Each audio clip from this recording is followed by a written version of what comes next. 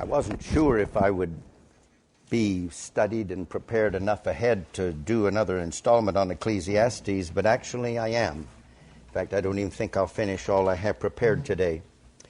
But turn to chapter 7, and we're going to begin another section. We've completed the section where Solomon sets forth 7 better things that will improve the quality of life under the sun. And in verses 11 to 22, he's going to set forth additional and various observations about life under the sun and pieces of advice to make the best of it. And these are samples of common sense that are available to Bible readers and non-Bible readers alike. Remember, he's looking at life under the sun. He's analyzing life without reference to what's beyond the sun, and in some cases without reference to divine revelation, even though he will give us hints of the conclusion of all of his research that he shall arrive at the end of the book. So again, samples of common sense available to Bible readers and non-Bible readers alike. And here we go in verses 11 and 12. Wisdom is good with an inheritance. And it is. You can be the wisest person in the world, but boy, if you get news from some attorney that you've been included in a will, that's better yet. That's good stuff. And by it there is profit to them that see the sun.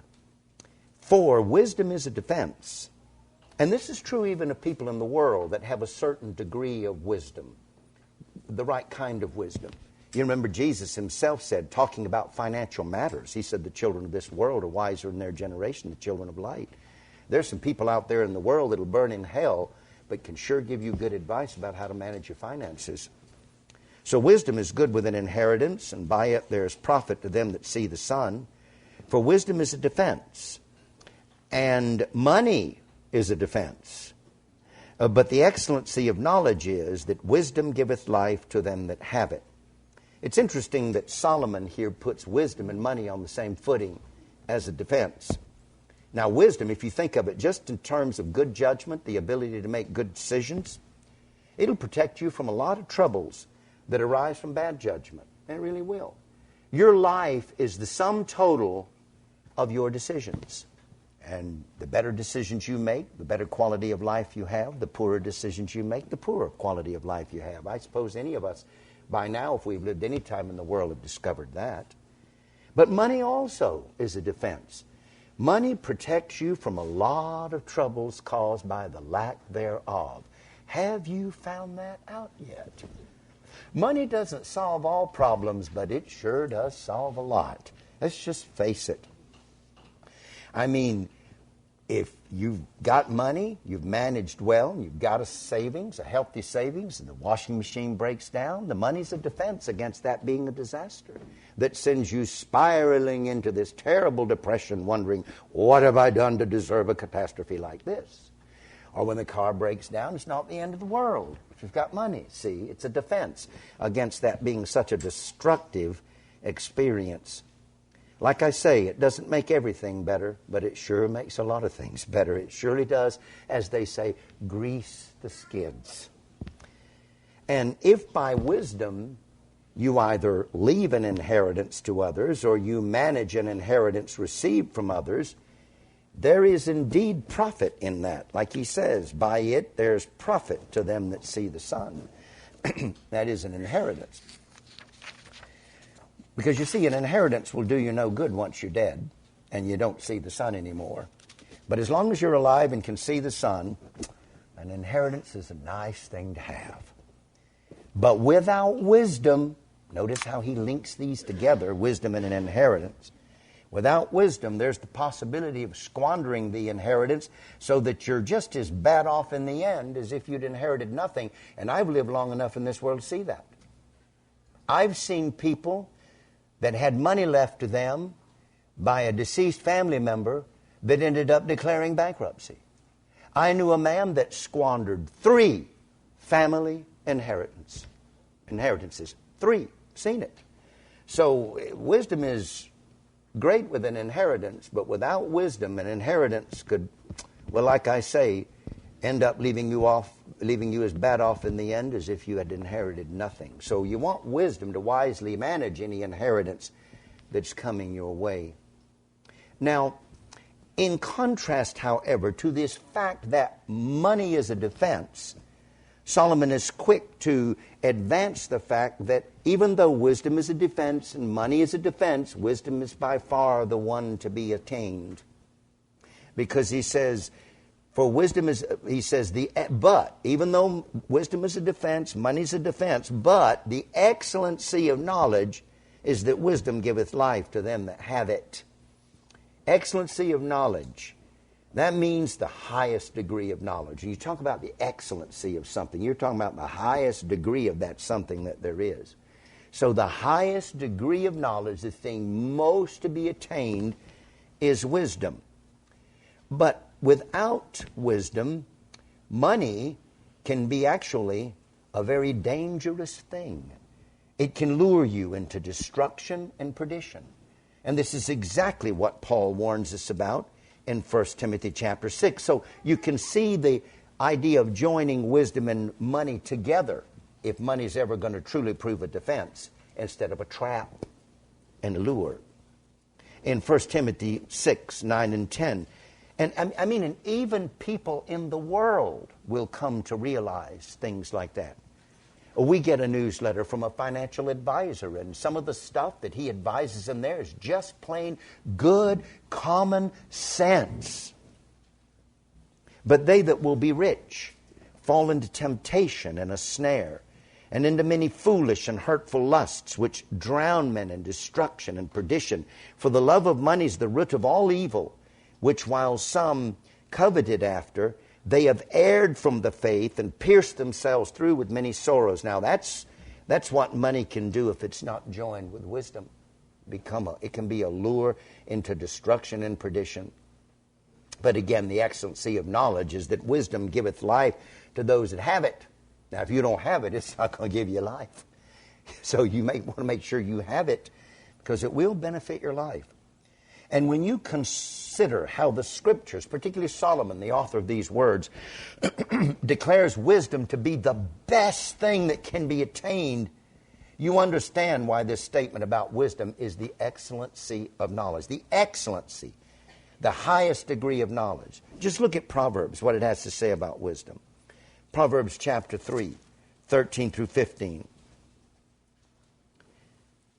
Happy is the man that findeth wisdom, and the man that getteth understanding. For the merchandise of it is better than the merchandise of silver. So if it's a choice between money and wisdom, go for the wisdom. And the gain thereof than fine gold. She is more precious than rubies, and all the things that thou canst desire are not to be compared unto her. You see why he says the excellency of knowledge is wisdom? And then on down in chapter 4 and verse 7, wisdom is the principal thing. See, the excellency of knowledge, the supreme principal thing. Therefore get wisdom, and with all thy getting, get understanding. Young people, I have a piece of advice for you. Very important piece of advice. Regardless of how far you go in your pursuit of an education, get more than an education. Get wisdom. And don't necessarily depend on the institution of higher learning to give it to you. Many of them will not. And you will fare much better through the higher institutions of education if you go in there with wisdom to be able to discern the truth from the lies that you will be told. And I know that lies are promoted in higher education because I am a man with a college degree, and as far back as in the 60s and 70s. Remember, this was the generation of Woodstock. And a lot of these wild ideas and open and free sex were being promoted on the college campuses. I was there. And it, I don't think, has gotten any better. So you want to make sure above everything else that you have wisdom. And you parents have a responsibility to impart that to your children. Now, whether they pick it up and run with it will be their choice, but at least be able to put your head on your pillow and know that you made an effort to impart to them the wisdom that comes from God. That's the excellency of knowledge. There are, my friends, a lot of educated fools in this world. And you know that as a fact But I might as well give you a verse that states as much. That says in Romans 1:22, Romans 1:22, professing themselves to be wise, they became fools. Here are men that will pass in the world, watch it now, as wise professors that in reality are blinded, darkened fools. You need the wisdom that comes from God to be able to discern that. That will be your greatest defense. And if you have wisdom, Solomon is telling you that you have something that gives you life. You know, it is one thing, friends, to have length of days, and that is a coveted blessing. That is a blessing to be coveted. But there are people that have length of days that don't really live.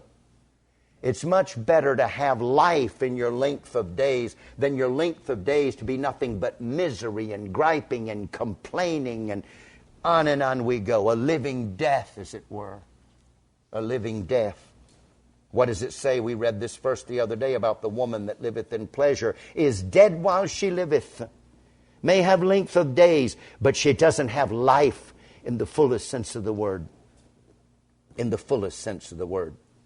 In Proverbs 3:16, to show you that wisdom gives life to those that have it, so you want to make sure you've got it. We read in Proverbs 3:16, length of days are in her right hand. And if you live by the principles of wisdom, you greatly enhance the chances of living longer in this world, because you will avoid a lot of the behaviors that snuff life out prematurely. Like drunkenness, drug addiction, as two examples. Length of days is in her right hand, and in her left hand riches and honor. And then on down in verse 18, she is a tree of life to them that lay hold on her, and happy is every one that retaineth her. And then in Proverbs 9, 10 and 11, 9, 10 and 11, just to show you that she gives life to those that have it. The fear of the Lord is the beginning of wisdom. This is where it starts, people. Wisdom starts with the acknowledgement of and fear of God. And anybody that doesn't believe in God obviously doesn't fear God, and I don't care how many degrees he's got hanging after his name, he's a fool.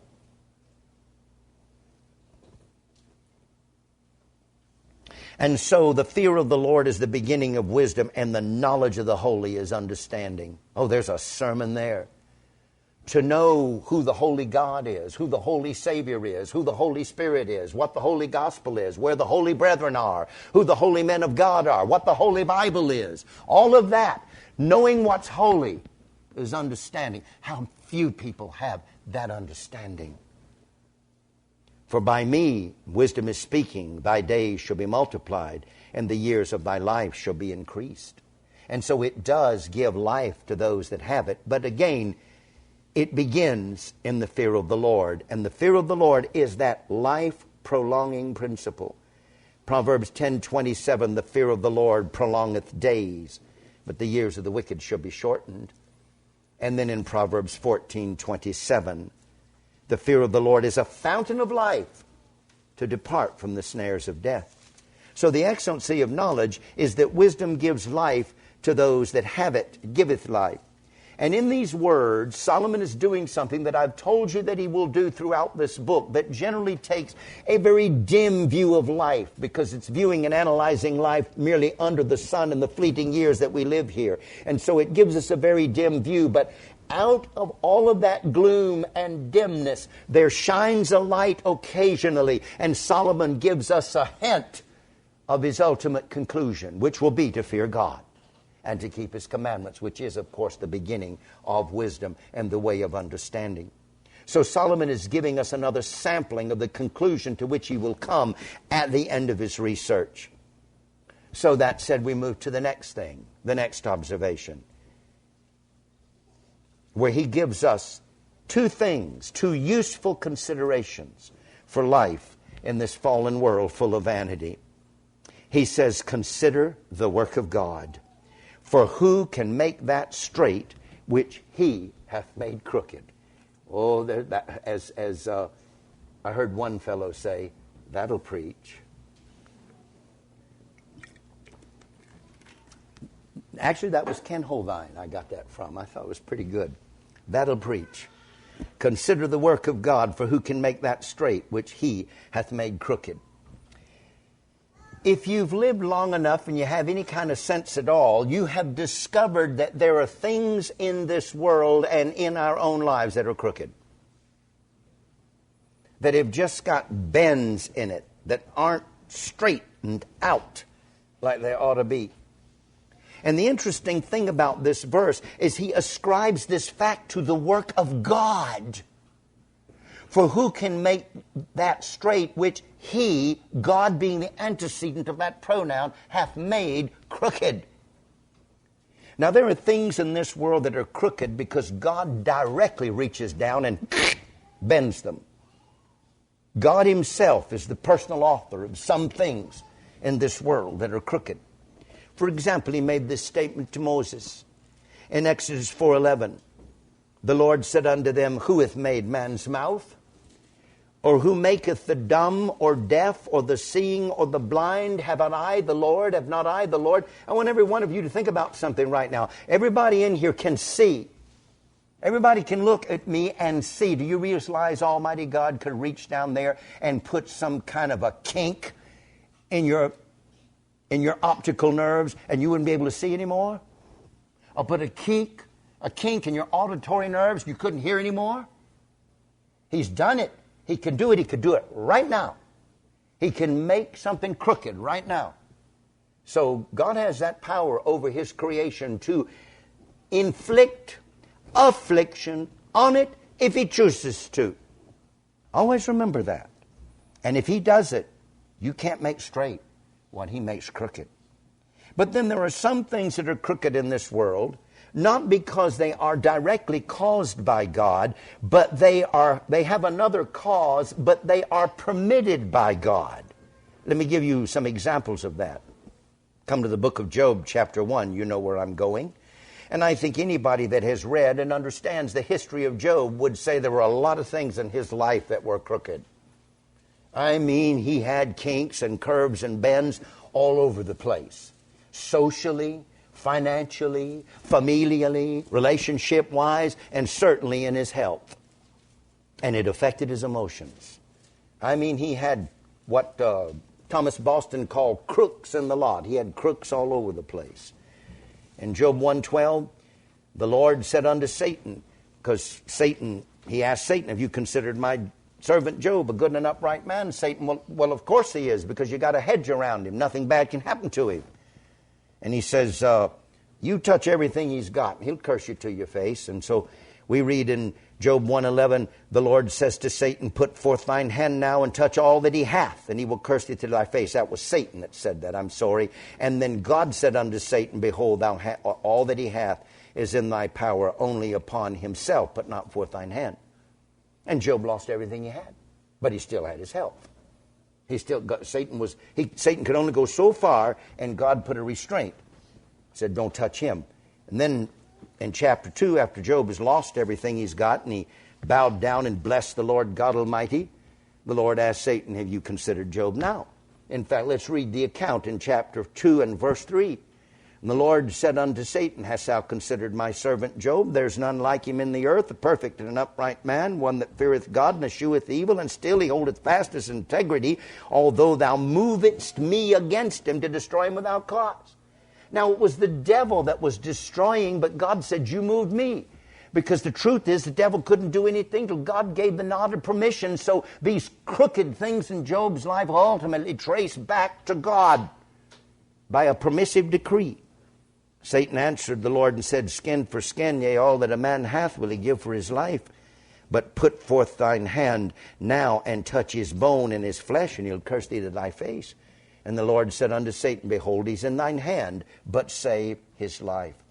So here were crooked things that were there, imposed by Satan, but permitted by God. And that God does permit crooked things can be seen from two passages in Acts chapter 13, verse 18, Acts 13:18, and Acts 14:16. 13:18. And about the time of 40 years, talking about Israel's 40 years in the wilderness, suffered he, that is, he permitted, allowed their manners in the wilderness. A lot of crooked things happened in the nation of Israel, and God suffered it. God allowed it. And then in Acts 14:16, talking about the ways of the heathen, all the crooked things in their religion, who in times past suffered, that is permitted, allowed all nations to walk in their own ways. And so there are things that are crooked directly caused by God, and things that are crooked because they have been permitted by God, though caused by others. But either way, directly done or permitted, God, the crooked thing must be traced back to God's making it so. That's evident. If it's there, God has made it so, either by a direct action or a permission. And there is no question about the fact that even though God does not directly cause sin, God permits it for His purposes. And that doesn't justify anybody going out and saying, well, since God permits sin for His purposes, then I'll go out and sin so God's purposes will be fulfilled. I don't advise going there. I don't advise saying, let us do evil that good may come, because the good purpose that may come is your early destruction to prove that sin has consequences. So don't tempt God with that kind of thinking. But we do read, nevertheless, in Psalm 76:10, surely, there's no doubt about this, the wrath of man shall praise thee. God bends the wrath of man around to accomplish His purposes, but the remainder of wrath thou shalt restrain. So there's the only sin and wrath that occur in this world are what God permits, and the rest He restrains. Thank God He does so, or the world would be a much worse place to live than it is. Thank God for His restraining hand. But once God sets in to make something crooked, you can't make it straight. That's why the question is asked, consider the work of God, for who can make that straight which He hath made crooked? And the obvious answer to that question is nobody but God Himself. And that's why we read in Ecclesiastes 1:15, that which is crooked cannot be made straight. You see, friends, we have to accept the fact that there are many things in this world that we simply cannot straighten out. You just can't do it. But those crooked things aren't just out there in the world that we can't straighten out. We've got crooked things in our own lives, and even crooked things within ourselves that we cannot straighten out. There are crooked things such as physical handicaps, mental handicaps. Some people just don't have the mental hardware that other people have to be able to accomplish intellectually what other people accomplish. They just do as much as they can, the best they can, but there's a wall beyond which they cannot go. Their intellect can go so far and then droop, turns back this way and go no further. Not everybody has the same intellectual capacity. Not everybody has the same physical capacity. Not everybody has the same psychological makeup. We all have physical, mental, psychological handicaps that we cannot eliminate.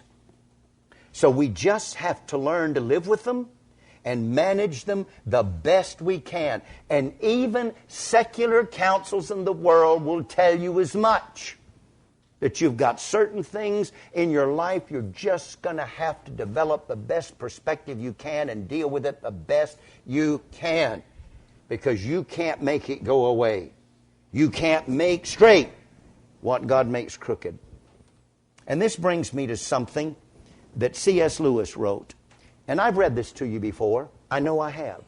This is one of my favorite things in C.S. Lewis's book about mere Christianity. And it's my favorite chapter, in which it's called Nice People or New Men. Which would you rather be, nice or renewed in Christ? Would you rather be a new man in Christ, or whether you would you like to be just one of these people that everybody thinks is nice? I've learned something in my life. People that are too nice, watch out. Watch out. But I want to read something to you, and I know I've read it before. I would ask that you pay attention, and it's good for me to read it again. I read it from time to time because it brings me so much comfort when I look within myself and I look at the kind of people I pastor. Listen, we must therefore not be surprised. And talk about crooked. Here's crooks we all have. Sometimes the crook is some sinful problem, some sinful tendency that you've got in yourself, that you spend your life having to keep under. You'd make it go away if you could. You'd straighten it right out of your life if you could, but you can't. You've got to deal with it. So he writes, we must therefore not be surprised if we find among Christians some people who are still nasty. Even though they're Christians, they're still nasty.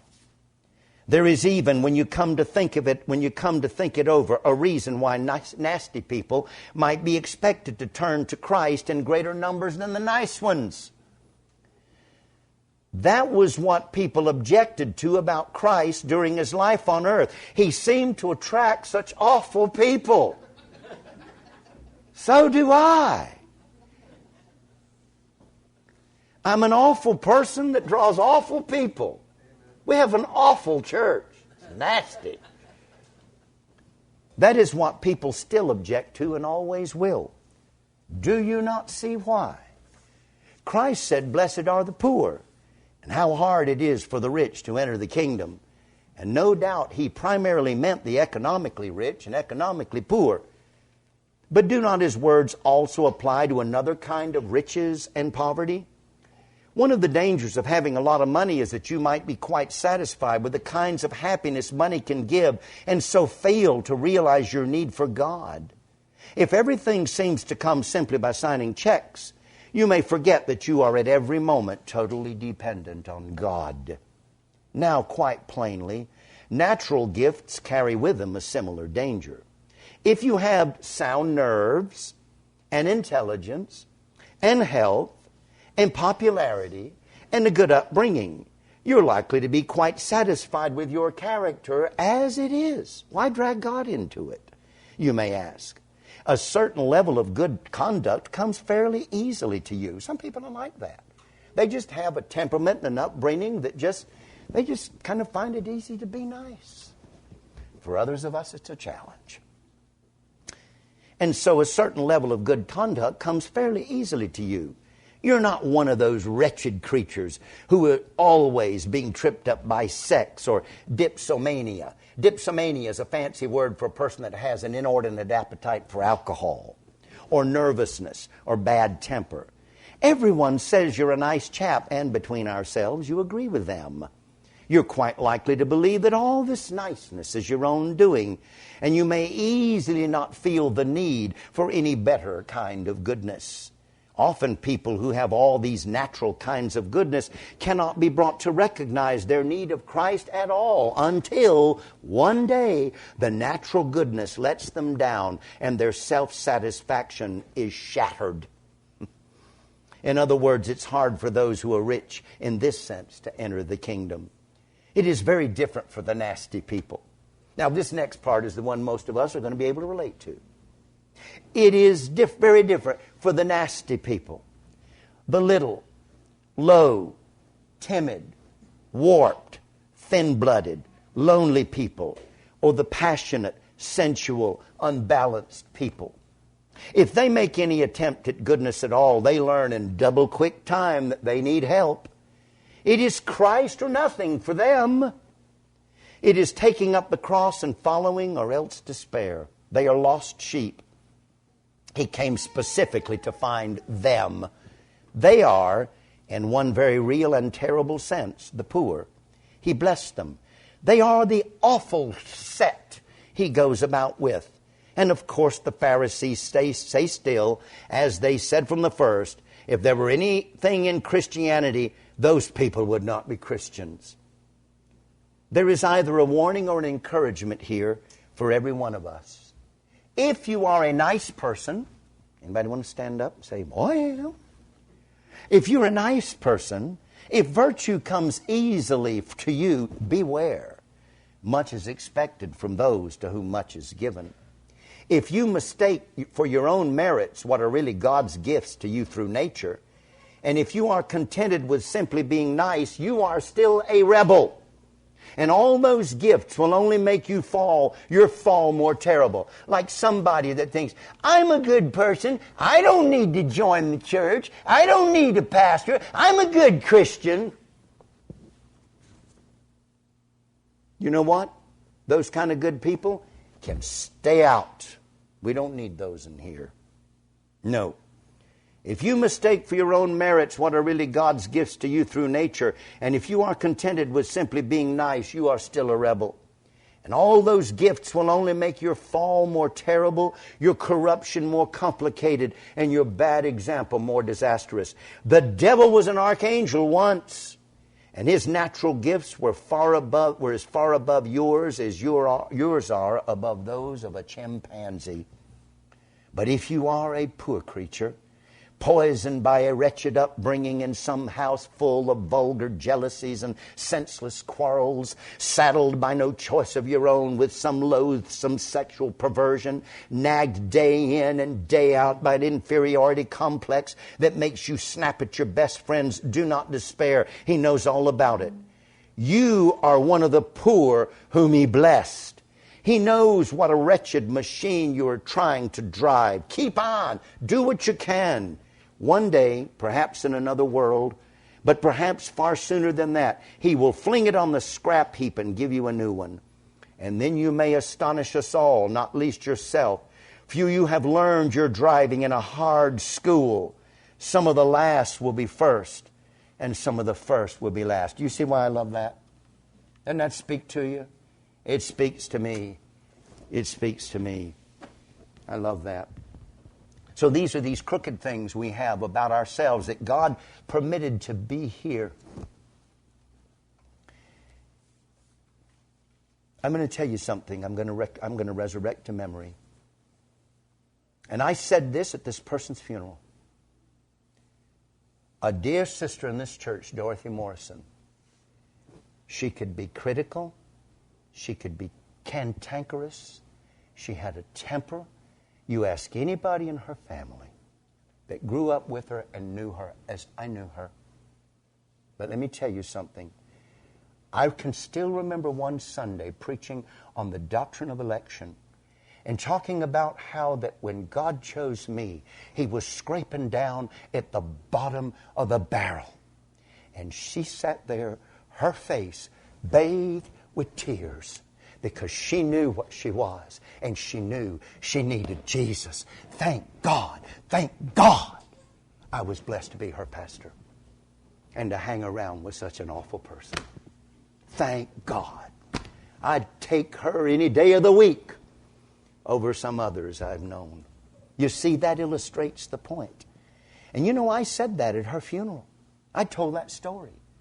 And her son and his wife that aren't even members of this church, as we were driving to the cemetery, told me how much they appreciated that I didn't present her to be something other than what she was, and showed her only hope in the grace of God. Because that's the only hope for any of us. So, you know, we've all got these crooked things in our lives. We all do. And so instead of resisting God in that which He makes crooked, and let me bring this one in we're all dealing with, that closure at the bridge. You talk about something crooked. Try to go to Canada. You're driving down the highway, you get to the border, and guess what's going to happen? Whoop. Talk about crooked. Talk about a bend or a curve. You're going to hit a wall. It's going to flip around and put you back in this direction. This is a crook in the lot, people. Here's the thing. Instead of resisting God in that which He makes crooked, it is best to humbly submit to His will and rather resist the devil who will use those crooked things to assault your faith. Now, let me give you 2 verses to underscore that advice. Come to James chapter 4. James chapter 4. And what I just said about dear Dorothy Morrison, I don't say to her dishonor. I say to her eternal praise.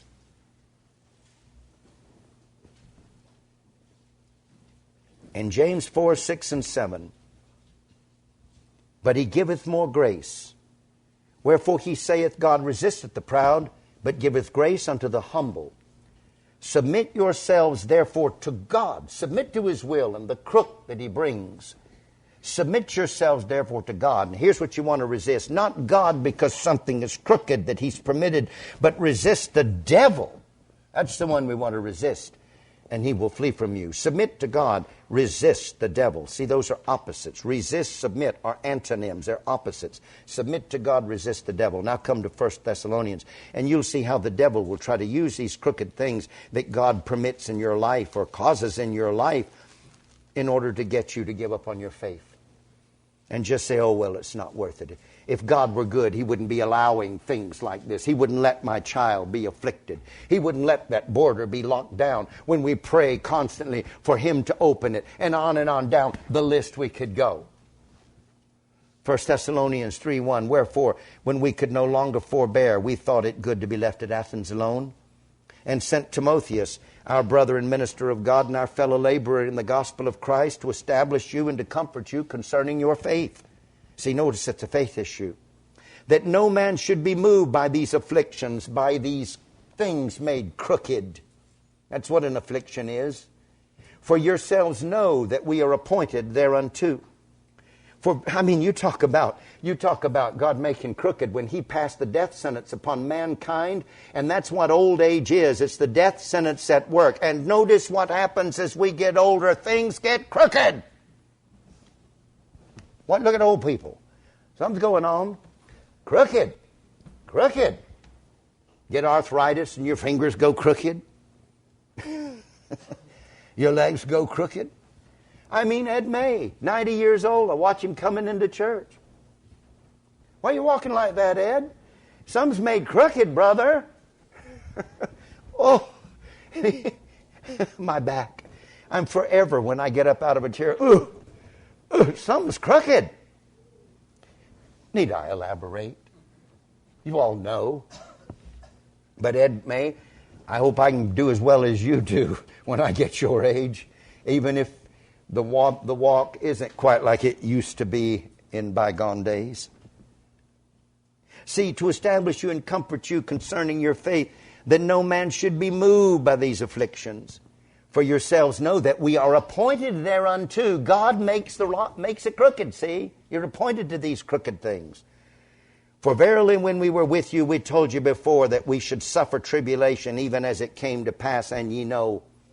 And for this cause, when I could no longer forbear, I sent to know your faith, lest by some means the tempter, that's the devil, having tempted you, and our labor be in vain. You see, when you've got these crooked things in your life, the devil moves in to try to get you to give up your faith and think it's not worth it to serve a God that would let stuff like this happen. You know how he reasons. Tries to get you to think. And Paul was very concerned this would happen to them. But now when Timotheus came from you unto us and brought us good tidings of your faith, you're still holding on to what you believe, and charity, and that you have a good remembrance of us always. And you see, there was the risk. I mean, things were going along kind of smooth, nice, and straight in their life until Paul came along, preached the gospel, and they became Christians, and now they're getting all this persecution for being Christians. I mean, Satan can come along and say, it's Paul. Look at what's happened to your life since he came into your life. He has ruined your life. So that's the kind of stuff he'll whisper in people's ears. And so here they are, they still have good remembrance of these preachers that brought the gospel to them, desiring greatly to see us, as we also to see you.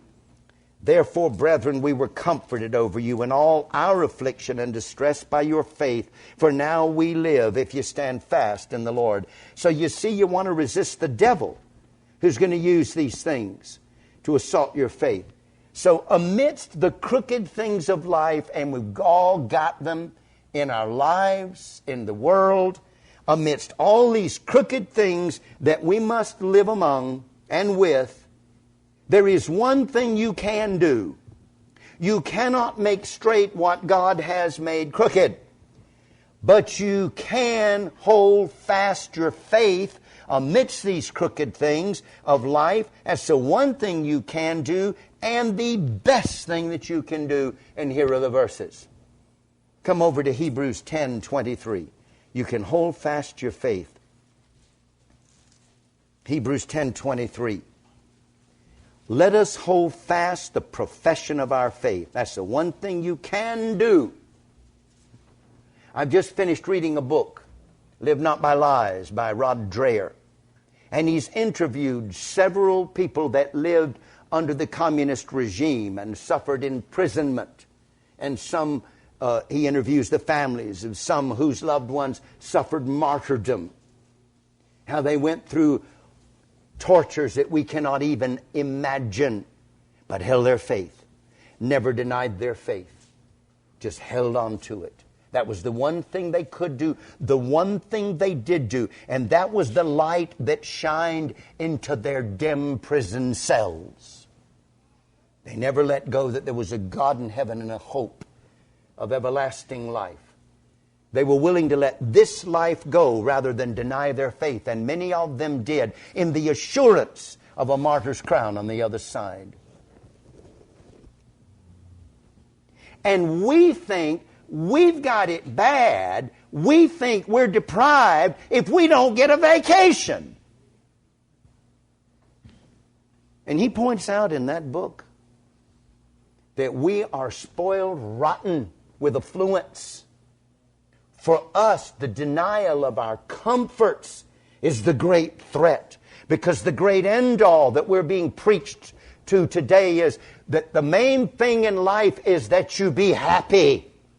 Your personal happiness is the most important thing. If your marriage is getting in the way of it, get rid of it. If your kid's getting in the way of it, sock them away in a daycare. Anything to get rid of whatever's depriving you of your personal happiness. Really? Really? How faithful are we going to be if we have to go to jail for what we believe, or face martyrdom or suffering for what we believe? Because if you're not willing to make sacrifices for your faith today, what makes you think that you'll sacrifice for it in a time of persecution? Very, very heart-searching. So let us hold fast the profession of our faith without wavering. Let this be that one thing that's constant in your life without wavering. For He is faithful that promised. He's going to deliver on everything He promised to you. Don't ever give up on that. But notice He connects something to that, which is what makes what you're doing right now today so important. And let us consider one another to provoke unto love and good works, not forsaking the assembling of ourselves together as the manner of some is, but exhorting one another, and so much the more as you see the day approaching. Tied into keeping and holding fast the faith is going to church and exhorting one another and considering one another to provoke unto love and good works. There is more to church and holding the faith than just coming in at the last minute, listen to a sermon and leave. There's more to it than that. We need the fellowship. We need to strengthen the bond. We need to get to know our brothers and sisters. And not just the same ones week after week that we're comfortable with. There are resources in here that will strengthen you if you can break outside your comfort zone. And you younger people, reach out to somebody that's older. I'm going to give another example. You know me. I give personal examples. I reach out into the congregation. Some people may not like that. But hey, you don't like it? Get another preacher. We're a family. We should be able to draw illustration from one another. We have a sister, a faithful sister that sits in the corner there, Sharon Lyle. This poor woman cannot talk. Her voice is gone. She lives in a world in which she cannot. It's very, very difficult to hear or understand. It's a terrible affliction to not be able to make yourself understand with communication. Sunday after Sunday, she sits there. She doesn't mingle around a lot. She's old, she's weakened, and she can't talk. Do you week after week walk by her and never even so much as say hello? Are you that into yourself that you can't reach down to somebody like that and acknowledge she's there? And if you feel shamed by this, you should. You should. I go up to her week after week. She's not afraid of the coronavirus, and I've already had it. So I go up to her week after week, And I give her a kiss on the cheek, and I said, let me give you your weekly dose of coronavirus. And I reach down, and she gives me a big smile. She loves it. Now, don't everybody go over there and do that today because you're on a guilt trip. Because I know how people are. You preach something like this and they feel ashamed, and so everybody's got to go and fix it right now. And then go back to their regular old behavior. You don't have to do it every week. You don't have to do it every time. But once in a while, look at somebody that's not like you are, less fortunate, and just reach down and acknowledge them. My poor mother, devoured by Alzheimer's. I want to say something to the credit of Jason Curavilla. Week after week, he would go up to her, acknowledge her, and give her a hug. He loved my poor, broken down old mother. And she loved him. And here she is, this pitiful, broken, Alzheimer's-ridden racist. Called him that good-looking colored man. And he is, compared to the rest of us. He's the darkest man in here. He wasn't offended. He was complimented that she would call him that good-looking colored man. See, it registered with that poor woman. It did. This is all part of it, people.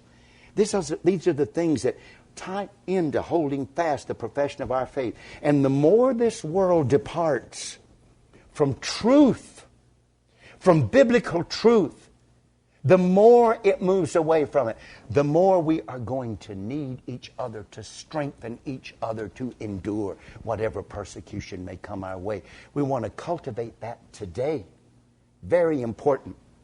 In this book by Mr. Dreyer, he said this, and this is so true. So true. I want to read it to you. He said, you will be surrounded by lies, and we are. And we always have been. Lies in the media, lies in politics. We're surrounded by lies. You don't have a choice. That's one of those things I can't make straight. Don't assimilate to it. It is an individual decision for each person. If you want to live in fear, or if you want to live in the freedom of the soul. This is the thing that people in communist countries found out when they were locked away for their beliefs. They still held their beliefs. Their bodies might have been captive, but their minds were free to think and believe the truth rather than the program. If you want to live in fear, or if you want to live in the freedom of the soul, if your soul is free, then your thoughts are free, and then your words are going to be free. You have to live in a world of lies, but it's your choice as to whether the world lives in you. You have to live in the world of lies, but the lies don't have to live in you. It's your choice. And so here we read this, hold fast the profession of your faith. Look at 1 Peter 5. This is the one thing that we can do as we make our way through a crooked world. A crooked world.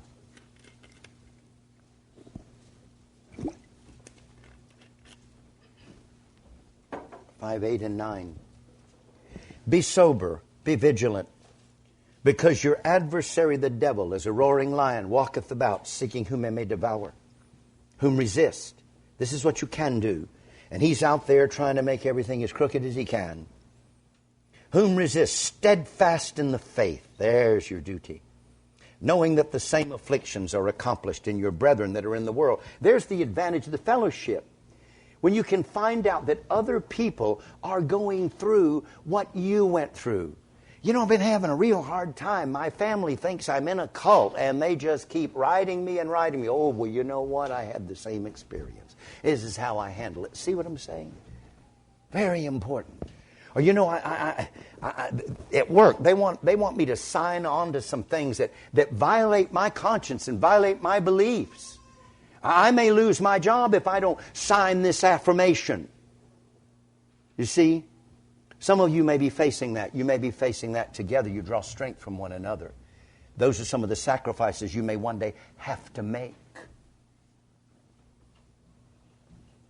You have to, maybe they want you to sign a paper that I affirm tolerance and diversity and something like that. Well, exactly what do you mean by diversity? Give me your definition of that. What do you mean? See, these are things we could all be facing. And then in Ephesians, and if people think, well, it never could happen here like it happened in Russia, like I say, you underestimate human depravity.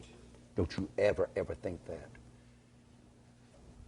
Ephesians chapter 6 and verse 16, above all, see, this is that one thing, above all, you want to make sure you do, no matter how crooked things are around you, taking the shield of faith wherewith you may be able to quench all the fiery darts of the wicked. And 1 John 5:4. 1 John 5:4. For whatsoever is born of God overcometh the world. And this is the victory that overcometh the world, even our faith. You see, this is the hard truth.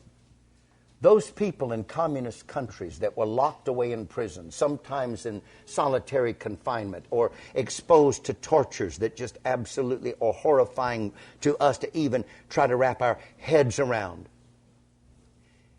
From the world's standpoint, they're the ones that are defeated because they're locked away in the prison. But from God's standpoint, if they're still holding their faith, they are the victor, because the whole objective of all the persecution is to get people to abandon their faith. And when they don't do it and they hold on, they're the victor. They're overcoming. They're winning the battle as God defines it. That's the one thing you can do and must do amidst the crooked things in this world. So, there you have it. That was a long exposition on one verse. It's kind of slowing down a little bit. But let's go to the next one and see how far we can get. Something else we're told to consider.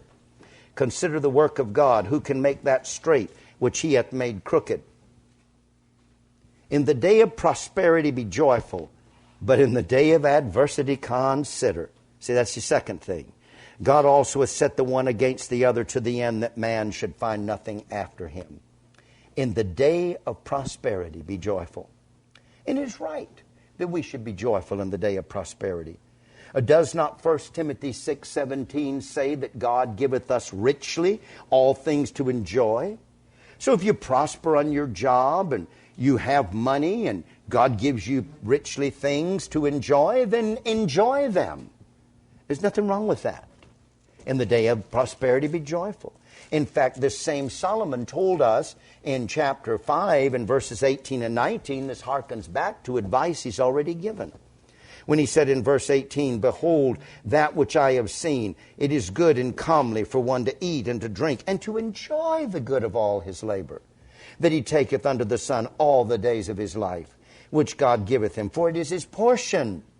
Every man also to whom God hath given riches and wealth, and hath given him power to eat thereof, and to take his portion, and to rejoice in his labor, this is the gift of God. God, it's right that we should, in the day of prosperity, be joyful. In Deuteronomy 26:11, grabbing one other reference along this line, 11, thou shalt rejoice in every good thing which the Lord thy God hath given unto thee, and unto thine house, and thou and the Levite and the stranger that is among you. So if God blesses you to buy a new car or a new used car, there's nothing wrong with enjoying it. Thank God for it.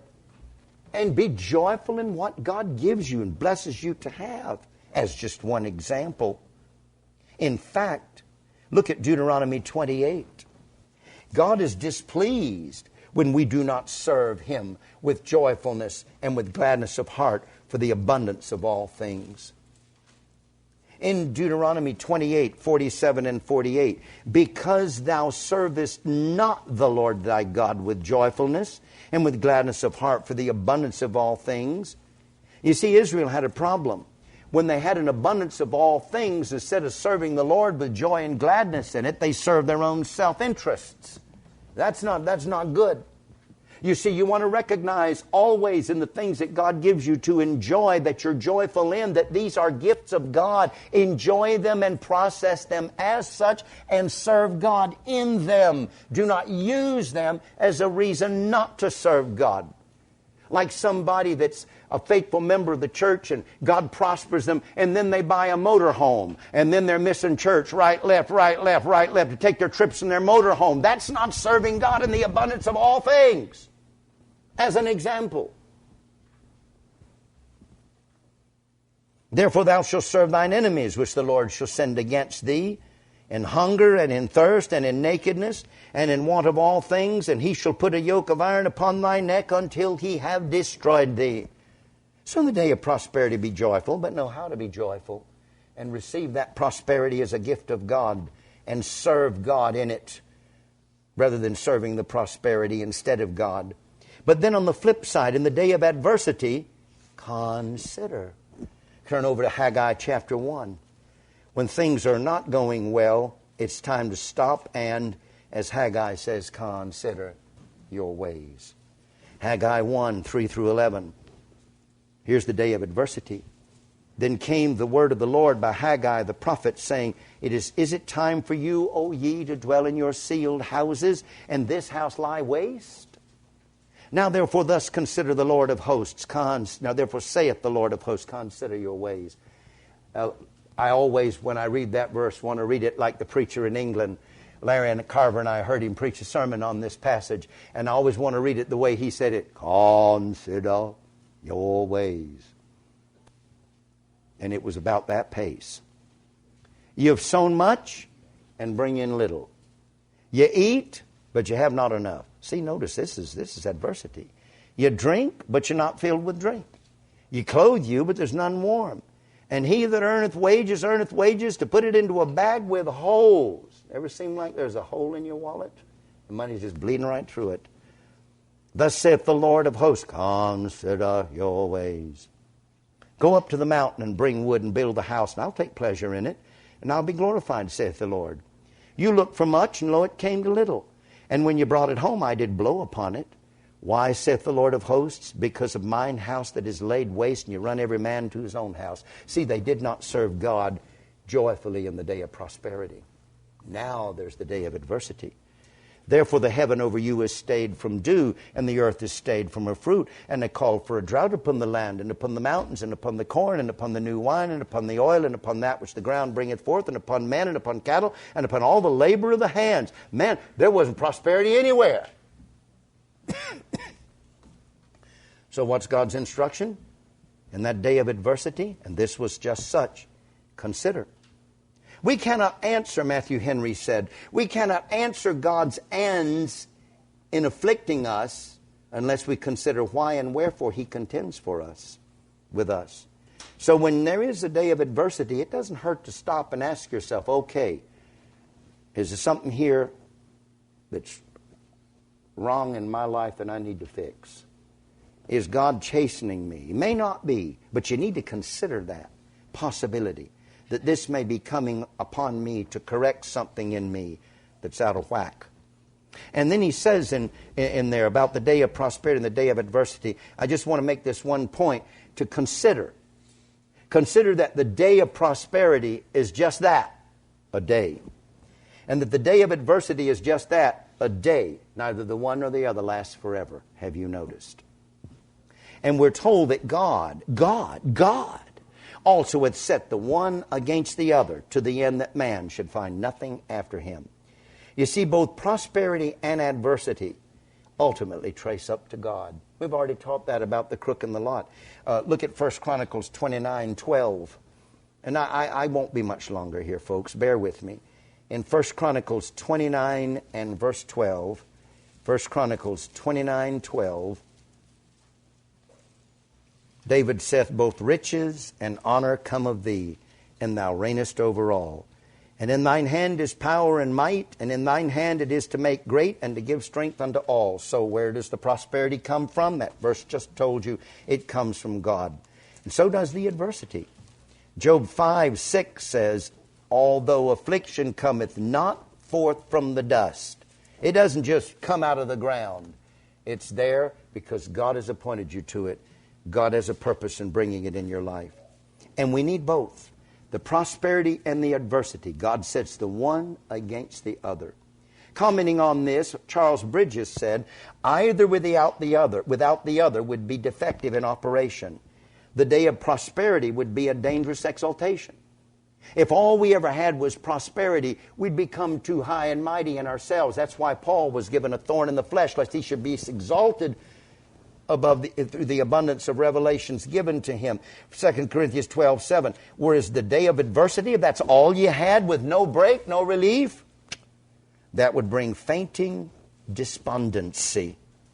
I'm going to give you 2 verses to prove that, though your experience may give you some insight into it. In Psalm 125:3, the rod of the wicked shall not rest upon the lot of the righteous, lest the righteous put forth their hands into iniquity. So God measures these afflictions so we don't break under it. And then in Isaiah 57:16, for I will not contend forever, neither will I always be wroth, says God. For the spirit should fail before me, and the souls which I have made. So God sets the day of prosperity and the day of adversity one against another, because we need both, so that we don't become exalted in our prosperity, and so we don't become discouraged in our adversity. Well, I'm just going to comment on this, but I'm not going to exhaust it. I'll save it for the next time. I think we're done. I can sense we're done. So in the day of prosperity be joyful, in the day of adversity consider. God also has set the one against the other with this purpose in mind, to the end that man should find nothing after him. God's purpose in setting these things one against another, so you have prosperity, then adversity. And just about the time you think you just can't handle it anymore, then comes prosperity. But then when you start getting too comfortable, then comes adversity. And swing back and forth, back and forth, back and forth. And at the end, you find that there is nothing but nothing in this world you can always count on except God. And that's why I open this service with that psalm that says, He only is my rock. Amen.